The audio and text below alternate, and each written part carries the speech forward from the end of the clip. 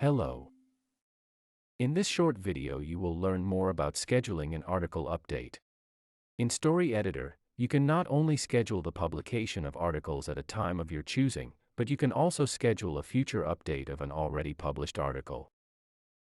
This allows you to make changes to your article but not publish them until the time is right. First, open a previously published article and make the changes you want to publish. Set the publish date to the selected day and time, and then press the Publish button. When the publication date is scheduled for the future, pressing the Publish button will not publish the changes immediately, but will show them for the specified date.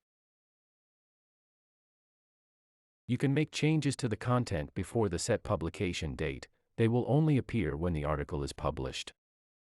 You can also modify the publication date. Remember that the article will be published on the indicated date, but its date on the site will also change.